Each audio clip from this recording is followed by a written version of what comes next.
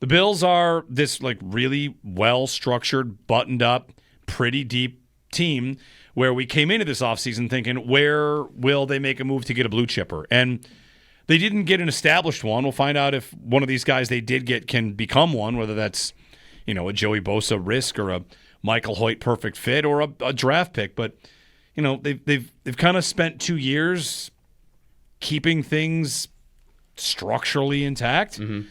And making sure that they're not going to become, I don't even know the cautionary tales here.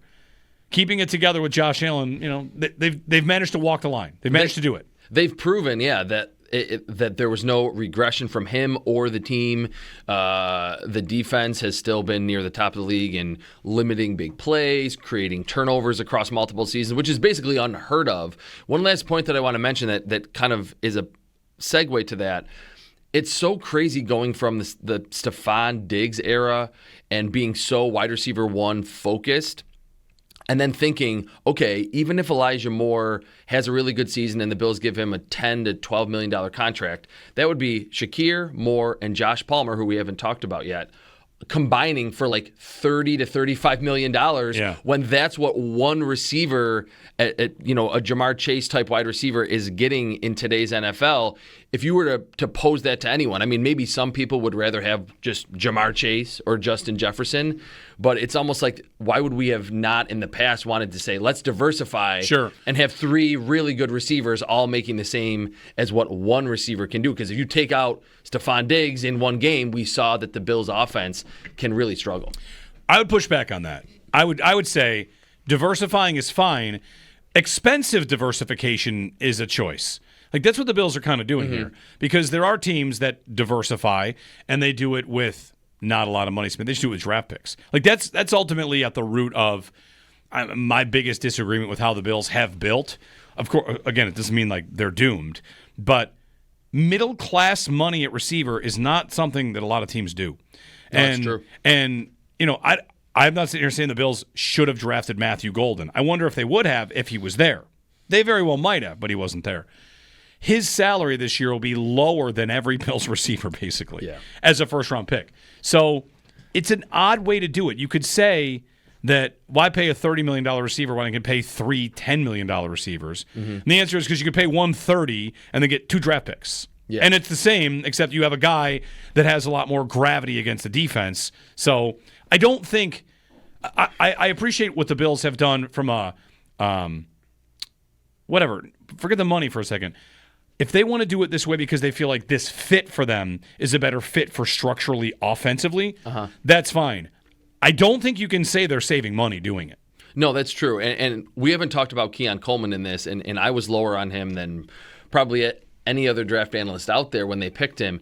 If the Bills had Ladd McConkey on the roster now, and you're like, hey, look, they've added some mid-tier veterans. You like Josh Palmer, you like Elijah Moore. Oh, and they have this young, like you're saying, really cheap wide receiver entering year two, you would be like, oh my God, like this. They're flush. This is absolutely a loaded wide receiver group. So if you do believe in Coleman and you think that step is coming, he's going to take the leap, then suddenly you do have that advantage financially with a second-round pick that's still young, making barely any money at all. Well, let's get to Coleman there. You said you were lower on him than maybe anybody? Yeah, I think I had third or fourth round grade on him. Okay, so you, kind of hated the pick.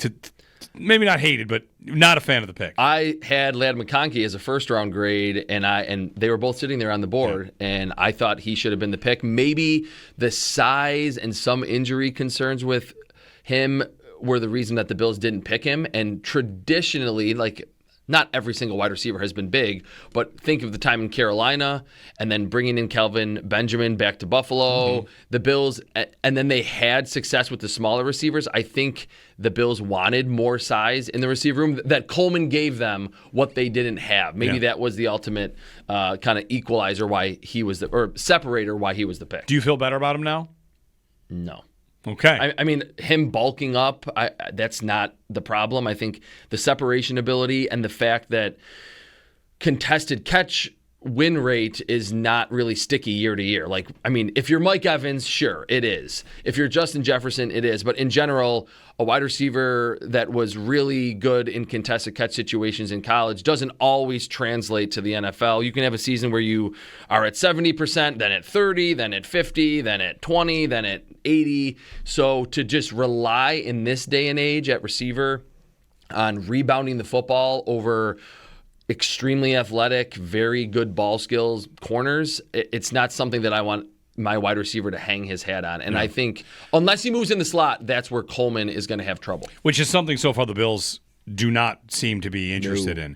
And in fact, I don't even know if they have the snaps in there. They have a lot of guys in there that take those snaps. Although I will say, and I tweeted this recently, I think I'm probably a victim of doing this. We get a little bit, I think, stuck in slot and outside, especially with how Joe Brady tight formations. Like everyone's in the slot. It's not on the hash mark near the sideline for two wide receivers, and it's not Michael Irvin, Andre Reed. Right. It's very much open space. So, but I do get what you're saying, that the Bills do have seemingly like 3 or 4 already slot receivers. So there's Coleman.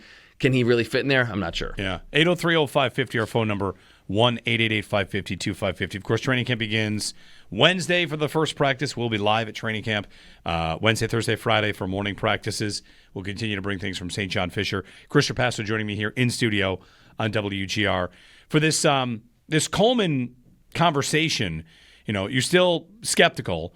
I was reading Matt Harmon yesterday. He posted his Xavier Worthy profile. Okay. And it's funny, there are a couple of, I think, parallel ideas.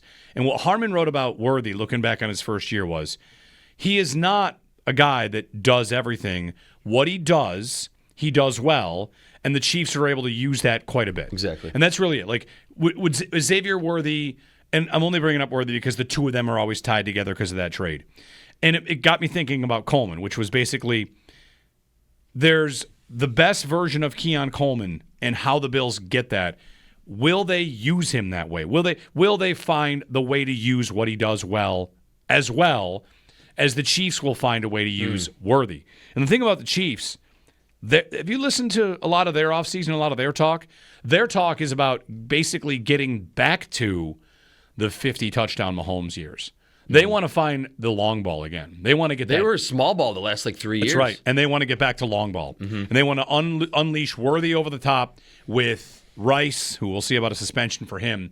So while the cover 2 and everybody got kind of reined in and became small ball, Andy Reid and the Chiefs are actively talking about wanting to get it back over the top and kind of hit again, and that's probably a lot of their genesis for the Worthy pick is that's what he does well. Yeah. And that's not something you're going to get out of Coleman, but Coleman's going to have something that he does well. The question is, can the Bills get it out of him? Yeah, I mean, it will really all come down to, and I said it's in general not sticky. Maybe the Bills feel like it can be predictive, that Keon Coleman just needs to be that above-the-rim wide receiver. And I think it's no coincidence that, to me, his best game in Seattle, where he jumped over Tariq Woolen in the end zone and then had that like down the numbers, like back shoulder catch, like almost like down the seam. It's a broken play one? No, the one that was like, maybe it was a broken play, where he kind of like was covered well, but Josh made a perfect throw back shoulder, like down the numbers. Made a catch there. That's how he has to play. That's where he has to live. Again, I do think he needs to be featured in those condensed formations, on shallow crosses where the two receivers cross and kind of try to create confusion or just a lot of traffic in the middle of the field, because he's just not going to get open on the outside. On his own accord, with twitchiness, with explosion, with subtlety as a route runner. So if they can get that out of him and say, hey, Josh, like, just throw it up to Keon Coleman and let's at least see if he's really a good rebounder. That's, to me, the best avenue for the Bills to tap into all of his potential. 803-0550 to join us. Chris Trapasso hanging out here for a couple hours here on a Friday.